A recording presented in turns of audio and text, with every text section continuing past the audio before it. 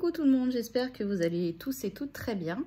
On se retrouve aujourd'hui pour une petite vidéo assez particulière, puisque je n'en ai encore jamais fait avec vous. Bien sûr, je le fais de mon côté à chaque fois, mais je ne l'ai jamais fait encore en ligne avec vous. Donc j'ai décidé de faire avec vous mon budget du mois de juillet. Un budget qui va être plutôt serré, puisque nous avons encore des charges variables sur plusieurs mensualités à payer. Donc ça va être assez compliqué ce mois-ci.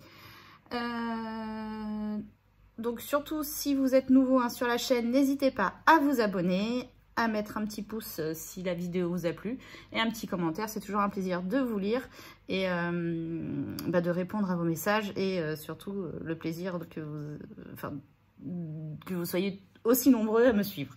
Je vais y arriver. Alors, donc c'est parti. On va commencer ensemble par rapport aux revenus. Alors, j'ai rien à cacher, hein, donc je vais vous mettre les revenus de mon mari, les miens et la CAF. Alors, mon mari, ce mois-ci, il a eu 1717 €. 1717 €. Moi, je vais avoir de la Pôle emploi 680 €. Et nous avons également la CAF à hauteur de 304 €. Donc voilà nos revenus à tous les deux. Donc 1717 pour mon mari, 680 pour moi et 304 de la CAF. Donc j'ai déjà fait les totaux au préalable. Ça nous fait 2701 €. Voilà. Donc ça, c'est ce que nous avons en rentrée d'argent en début de mois. Crédit dette. Alors là, on en a plusieurs. On en a chez CTLM. Nous avons 231 € de crédit et dette chez eux. Sofinco. 82 €. Et le dernier, c'est Cofidis à hauteur de 90 €. Alors, sachant que Cofidis va faire partie, vous savez que je suis en train de faire le challenge des 500 € en 10 étapes pour justement solder un de mes crédits. Et ce sera pour un des deux que j'ai chez Cofidis. Donc, à partir du mois d'août, je vais gagner 40 € par mois grâce à celui-ci que j'aurai soldé. Il ne m'en restera plus qu'un, donc il me restera plus que 50 € sur les 90. C'est toujours ça de gagner. Donc là, le total des crédits dettes, nous sommes à 403 €. Ah oui, j'ai pas fait le reste à chaque fois, mais bon, c'est pas grave. Remarquez, je peux le faire là, ça fait 8, 9,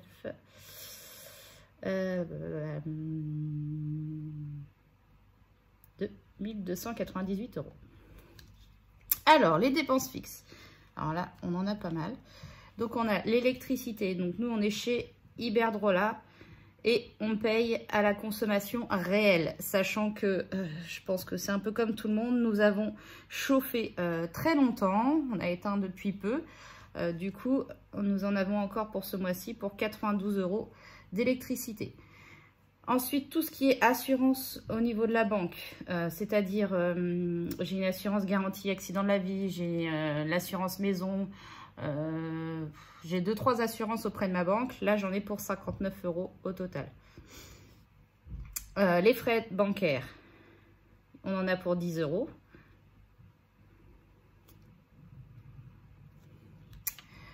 Amazon Prime, 5,99 €, mais j'arrondis à 6 €. J'ai un compte LCL sur lequel est prélevé mon crédit immobilier. Donc, c'est 110 €. Je fais un virement tous les mois. Donc, je le mets dans mes fixes. Ensuite, l'assurance voiture. Nous payons cher puisque nous avons eu des soucis de surendettement. Et du coup, il n'y a que Assu 2000 qui a accepté de nous assurer suite aux différents impayés que nous avions eus. Donc là, on en a pour 117 € pour les deux voitures. SFR pour nous deux, on en a pour 110 €. Orange, on en a pour 57 €.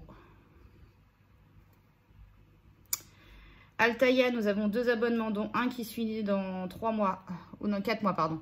Là, on en a pour 110 €. Le plus gros des deux, c'est celui de mon mari. Il fait Ironman chez Altaïa en figurine de je sais plus combien de centimètres de haut, archi grande, enfin bref.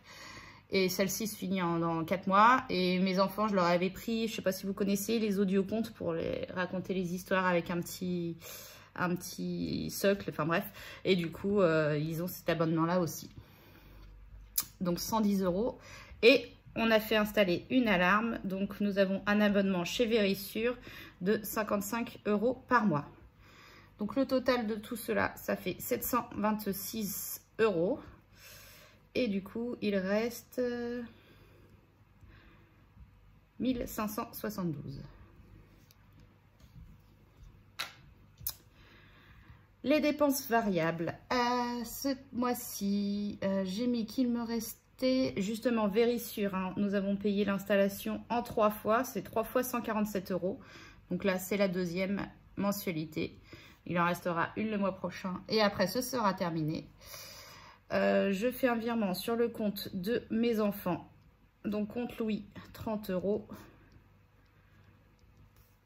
Et compte Luna, 30 €. Je les mets dans les dépenses variables.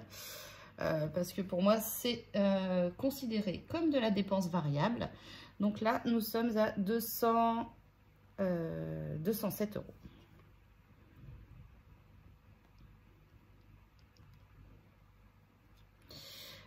Du coup, 5, reste 1, 6,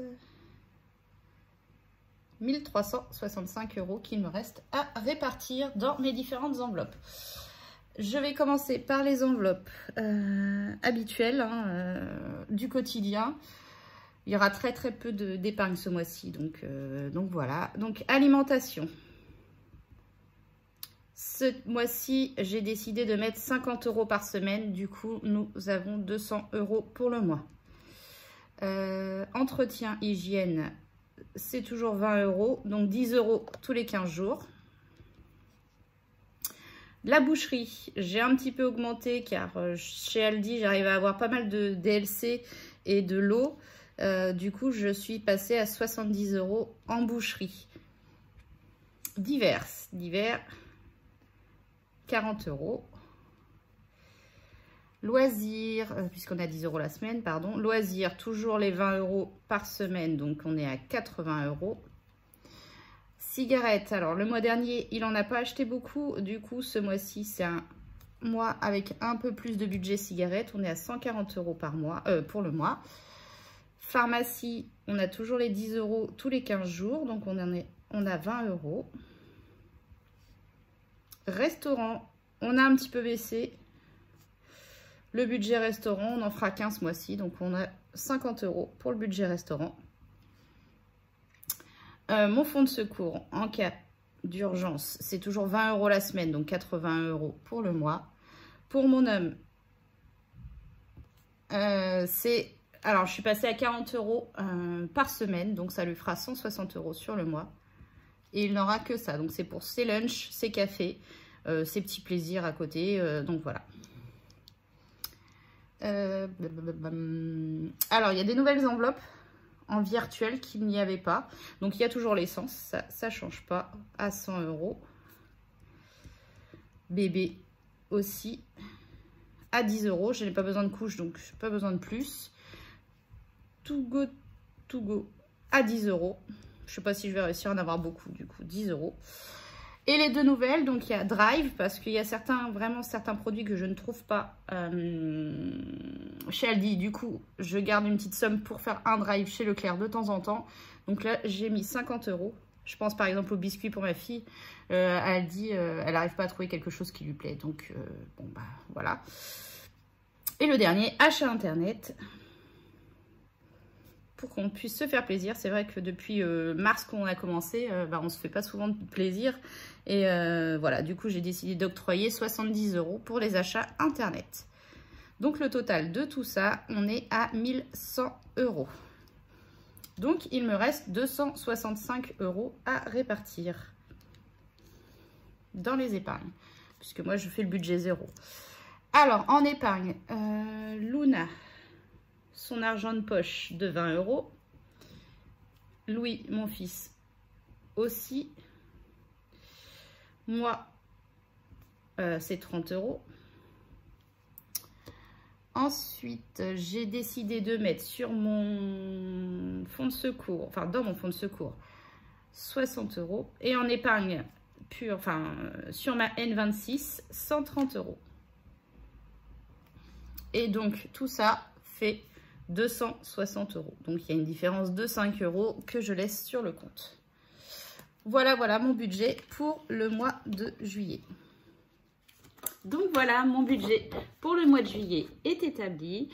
Donc bon, comme vous voyez, c'est assez compliqué ce mois-ci, hein, puisqu'il n'y aura que 260 € en épargne. Mais bon, j'ai l'espoir de pouvoir gagner un petit peu, toujours hein, sur mes enveloppes physiques, plus sur les virtuels.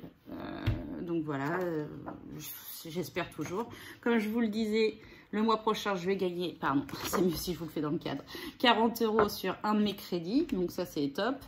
Et à partir du mois de septembre, il n'y aura plus ces 147 € là de chez Verisure. Donc c'est une super nouvelle. J'ai trop hâte. En tout cas, merci beaucoup de me suivre. J'espère que cette nouvelle vidéo avec ce contenu-là vous plaira, puisque c'est une première pour moi. En tout cas, moi, ça m'a plu de la faire. Et puis, si vous avez des questions, surtout, vous n'hésitez pas. Je reste toujours à votre disposition. Et je vous souhaite une bonne journée, un bon week-end. Des bisous!